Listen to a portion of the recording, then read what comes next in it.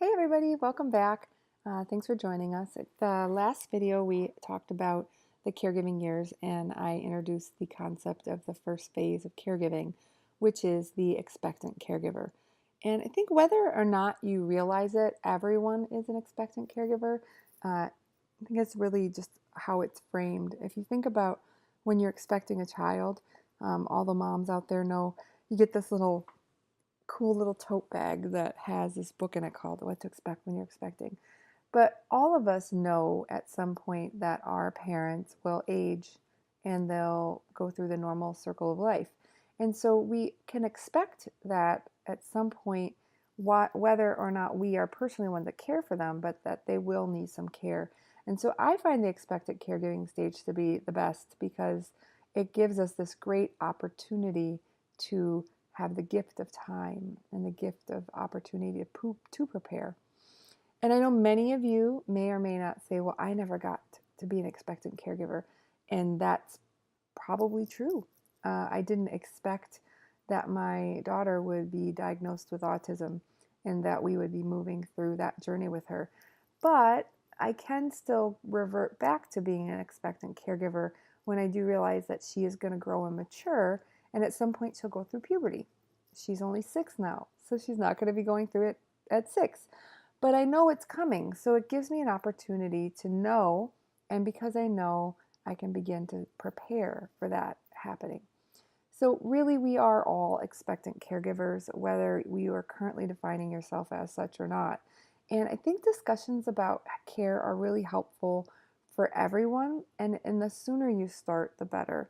If you wait until your family is past getting near the end of their time, and then you start asking them questions, then they don't really want to talk about it because they're scared of it as well.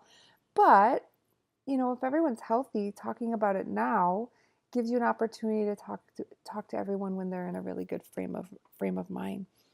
And it's important really to realize, or at least to me, I felt it was very important to understand that all of the decisions that we're making today affect our future tomorrow.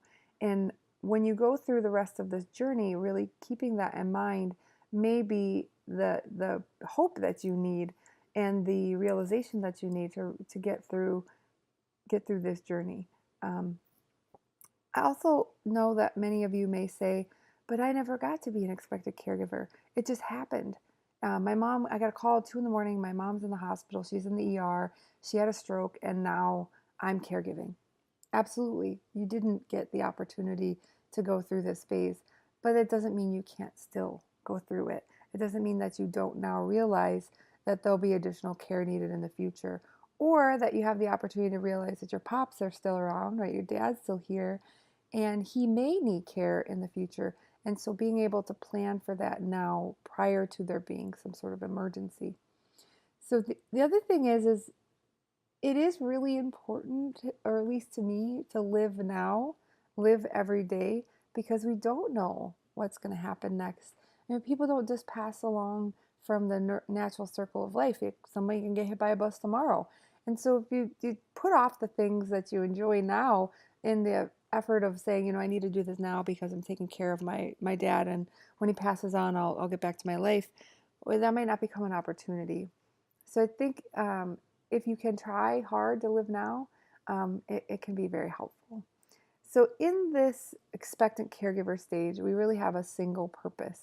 And that purpose is to prepare and to take care of yourself and start finding ways to make yourself a priority. And the key word and the key coping mechanism that we talk about is the key word of ask. So if you write down on a piece of paper, ask right now, and you can start using that to kind of go on to how you can cope. And so ask what? Well, ask questions of the person you may care for.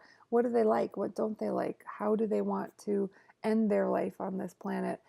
You could ask questions of healthcare professionals. What do you need to know now, or what can you know now that you didn't know before that can help?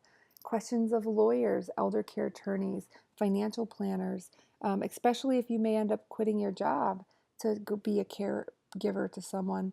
Well, now your income is changing. So how does that affect your personal future, not just the person that you're caring for? and questions of other family members, that may or may not be involved in that care process. So, the caregiving years, stage 1, expectant caregiver, the purpose is to care for yourself, and the key word we can take with that is ask. And in the next video, I'll talk to you a little bit about some stumbles we might make in this particular phase and some ways that we can study those. So thanks for joining me. I'll see you next time.